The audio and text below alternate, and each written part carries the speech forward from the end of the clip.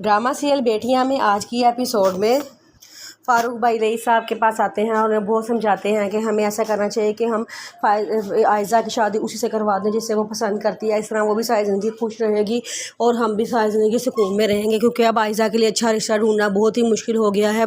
जैसे भी रिश्ते आ रहे हैं वो बहुत अजीब हैं। और कल जो लोग आए थे वो जितनी बातें बना के गए हैं, मैं तो आपको सही बात बताऊँ, मैं तो सारी रात सो नहीं सका और मेरे सर में शदीद दर्द थी। फिर मुझे सलमा ने यह मशवरा दिया कि मैं आपको आके ये बात कहूँ। रईस साहब कहते हैं वैसे मैं आपको एक बात बताऊँ, अम्मी की भी आखिरी ख्वाहिश यही थी कि मैं आयज़ा की शादी साथ से ही करवा दूँ ताकि जो दुख नगमा ने झेला है वो आयज़ा को ना झेलना पड़े। तो लाइक साहब कहते हैं चलो ठीक है, मैं ऐसा करता हूँ, मैं फ़िज़ा से बात करता हूँ कि फ़िज़ा क्या जवाब देती है, फिर मैं तुम्हें कोई बात बताऊँगा। फिर अगले दिन लाइक साहब फ़िज़ा को अपने घर बुलाते हैं और उसे कहते हैं बेटे मैंने आपसे एक बहुत अहम बात करने के लिए आपको अपने घर बुलाया है। फ़िज़ा कहती है आपा जी बोले, आपने क्या कहना है।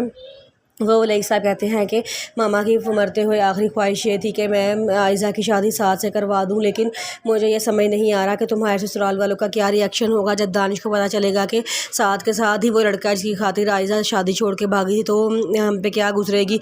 जिस पे वो नगमा कहती है आप कितनी बड़ी गलती करने जा रहे हैं, आप जिसने हमारे सरों में खाक डाली थी आप उसी को सर का ताज बनाने जाने जा रहे हैं, आप ये गलती एक दफ़ा दोबारा करने लगे हैं। जिस पर लाइक साहब कहते हैं नहीं ऐसी कोई बात नहीं है, वो एक शरीफ और सुलझा हुआ लड़का है, एक गलती हो गई थी और अब गलती की हमने उसको माफ़ कर दिया है। लेकिन मैं ये कह रहा था कि हमें आगे की ज़िंदगी के बारे में सोचना चाहिए, क्योंकि आयज़ा के बारे में जैसे भी रिश्ते आ रहे हैं उनमें से कोई भी रिश्ता मुझे ऐसा मुनासिब नहीं लगा कि मैं उसकी से शादी करवा दूँ। नगमा कहती है कि आप रिश्तेदारों को क्या मुँह दिखाएँगे, उनको क्या जवाब देंगे।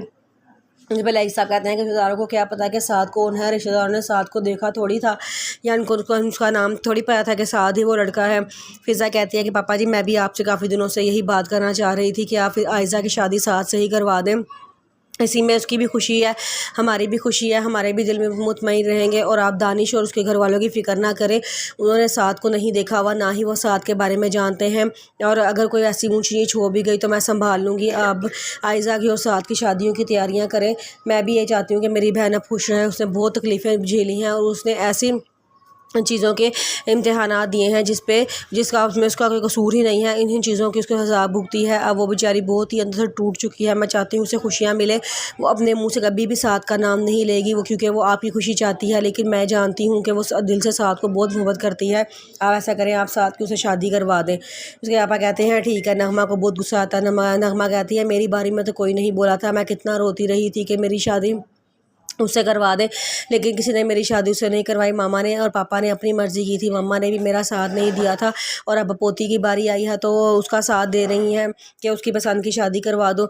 मेरे साथ इतना बड़ा धोखा किया था, मेरे साथ इतना नाइंसाफ़ी की थी, तो उसके साथ क्यों उसको फेवर दे रहे हैं। मैं ऐसा हरगिज़ नहीं होने दूँगी। वो बहुत ही शोर मचाती है, लेकिन लाइक साहब उसे बहुत समझाने की कोशिश करते हैं कि हमारे और आयज़ा के हक़ में, सबके हक़ में यही बेहतर है। ऐसा सबकी ज़बानें बंद हो जाएंगी, लोग खामोश हो जाएंगे।